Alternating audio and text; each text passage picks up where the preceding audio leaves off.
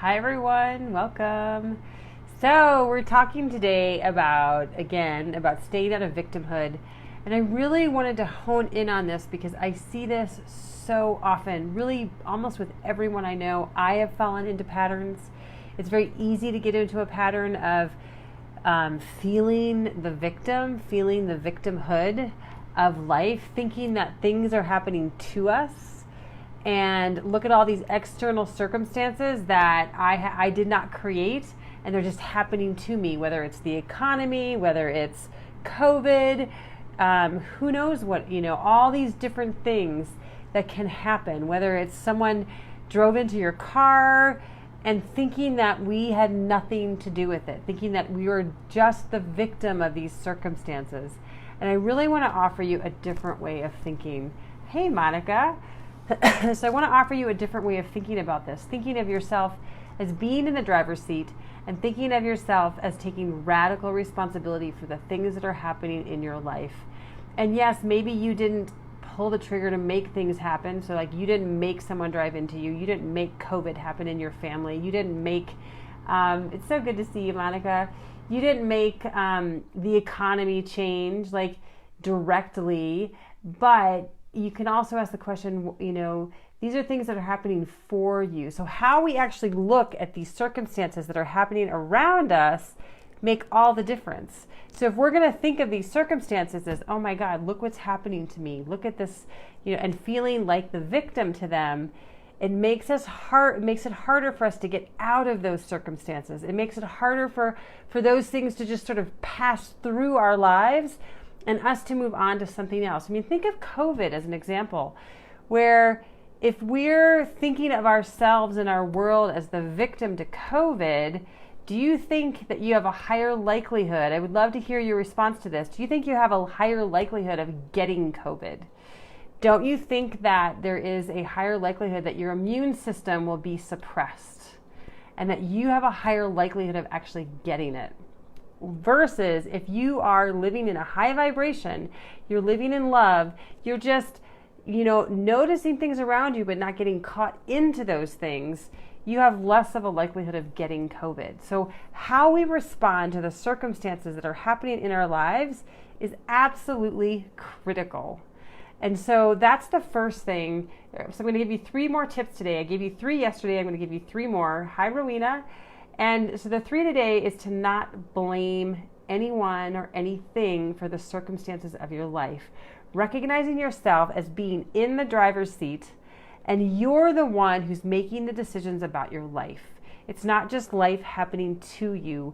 You have choices about what you're going to do in any minute and how you're responding to the circumstances that are happening in the world right now. And so, I'm going to give you an example too.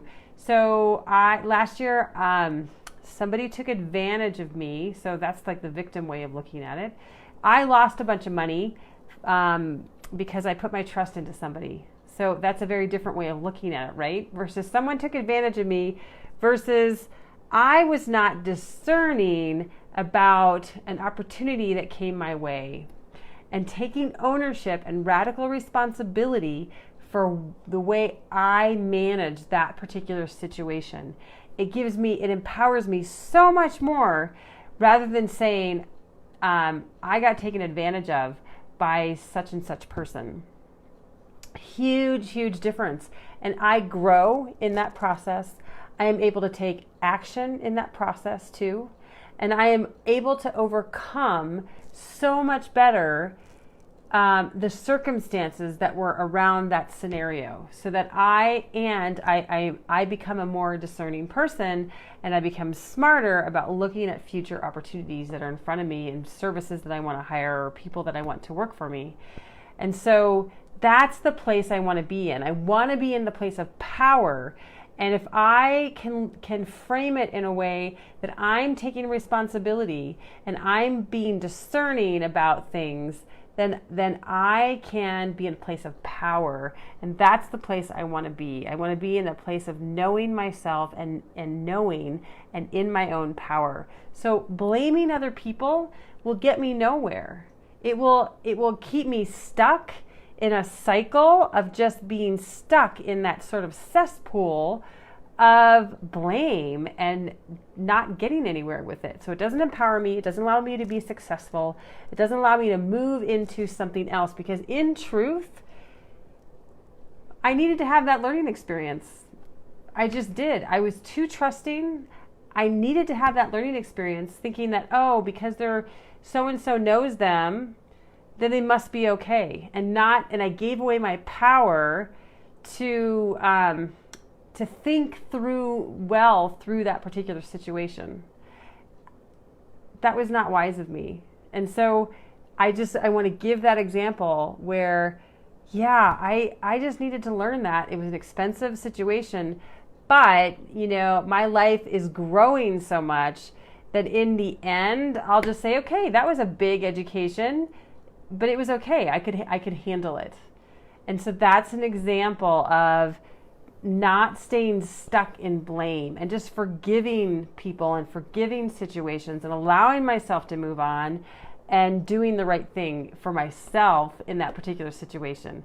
So not blaming somebody or something is a really important way to move on and overcome and to stay out of victimhood. The other tip I want to give you is I love this one, is to spend at least an hour a day just sort of showering yourself with praise, with acknowledgement, just support for all of your wins that you're having, all the amazing work that you're doing. We do not get acknowledged. We do not get recognized. We do not get celebrated. Spending at least an hour a day doing that, when you think about it over a 24-hour period, that's nothing. And what I've really learned to do, that's one way of thinking of it. I've just learned to bring in more celebration into my life on a regular basis, just celebrating myself whenever I see things and trying to notice things more and more, celebrating other people, celebrating myself, and letting this become a regular part of my life. This has had a huge impact on me, because what I've noticed is that my brain starts to focus more on the positive, on the celebrations, on noticing what's going well, rather than noticing what's not working, and rather than noticing the negative things that are not working. So then I start to focus more on what is working, and I do more of that thing. And so that I don't get stuck in victimhood, and I don't get stuck because that I have that choice. And this allows me to make the choice away from victimhood and towards, more success for myself. And this has been a huge, huge one for me, a really powerful one. And I know I talk about celebrations a lot for a variety of reasons, but it's a really important one. It has had a major impact on my life. And I highly recommend that using this as a way to stay out of a victimhood mentality and rise above, challenging things that you might, challenging things that you might be experiencing in your life. So the third thing is that you have to have a successful mind. So it's to be hungry for things to go well. And really what I'm thinking of with this is to focusing your attention on what you want, focusing your attention on the dreams that you have. And so that really means letting slide. Hi, Christine. Saying no to the things that aren't supporting you. Saying no to overeating. Saying no to alcohol. Saying no to people in your life that really aren't supporting a path to success for you. Saying no to people that drain you, or situations that might drain your energy or put you into a lower frequency. Saying no to social media. I know I'm showing up on social media a lot. I rarely ever scroll on social media. Rarely ever, because I find it draining, actually. And so, and other people might not find that draining, but I particularly do. And so it's really focusing your attention on what is going to help you to be successful and letting slide the things that aren't. One of the strategies that I use for that actually is that I will take my timer when I have times that I'm working and I want to really be focused. I will set my timer, hi Andrea, for like 25 or 30 minutes. And I will not let anything else bug me. I will have zero distractions.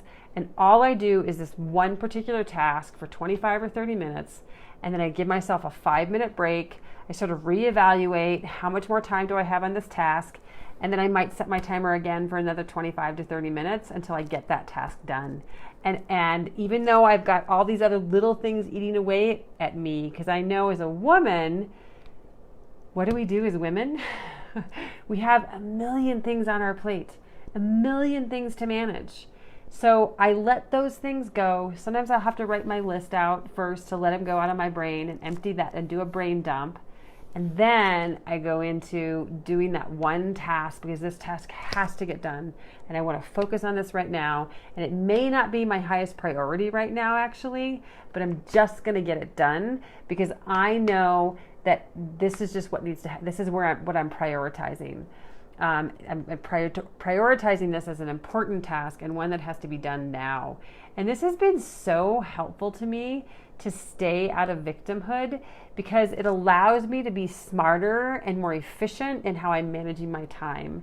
And that, again, I am not a victim then of the circumstances around me. Like, oh, life just isn't letting me get this done. Life just isn't letting this happen to me, for me. And so rather than that happening, I'm super clear. Hey, Liz, I am super clear on what needs to happen and when. And I provide focused time for myself so that those things can get done. And then I also provide other chunks of time for myself where I'm just handling a bunch of little stuff for myself. I do some coaching actually on efficiency because I've had quite a few clients who have a hard time focusing, and I know it's a problem, but it's a really good strategy to be able to do that. And there are also some apps where rather than a timer for 25 minutes, there are things like you can grow a tree. And it takes 25 minutes to do that. And so it allows something nurturing and more fulfilling to happen in that 25-minute time span. If that's a fun way to do it, which is fine. For me, a timer works perfectly. So, but it's just another way to stay out of victimhood because life isn't happening to you. You've allowed yourself to get into the driver's seat and allow things to happen in your life. And it is such an important one to be able to do. So the 3 things today are to not blame anyone else for the circumstances in your life, to take charge of what you can own, and to reframe it into what you can take radical responsibility for. That was number 1. Number 2, to spend at least an hour a day and celebrating yourself, celebrating your accomplishments, celebrating the little things that are happening in your life, celebrating the things that you were able to figure out and to accomplish and do in your life. Huge, huge one. Or do it throughout your day. Develop a really good muscle for being able to do that. And the third one is to focus your attention. Focus on getting the things done that you need to get done without letting distractions dictate how what is happening in your life. Because our lives are full of distractions. Let me know which one of these is your favorite. Let me know which one of these you're going to really implement. I think that'd be hi, Eve. I would love to know what one of these you're going to implement today or tomorrow so that you can become more efficient and you can shift yourself out of being a victim to the world, being a victim to life, because we are in the driver's seat. And it's so important for us to remember that we are responsible to our reaction to the things that are happening, our response to the things that are happening in the world, especially our internal response. So how we look at things and how we think about things that are happening in the world makes all the difference in the world. And so, it can really shift your ability to be successful and to move forward with your life and to operate in a place above all the chaos that tends to happen. So I love this. This is so rich from my standpoint. Tell me what you're going to take away. Tell me what you're going to implement. And I am so happy you're here. So thank you, everyone. I'd love to hear more from you and let me know what was helpful to you today. And I hope you have a beautiful, amazing rest of your day. All right. Bye-bye.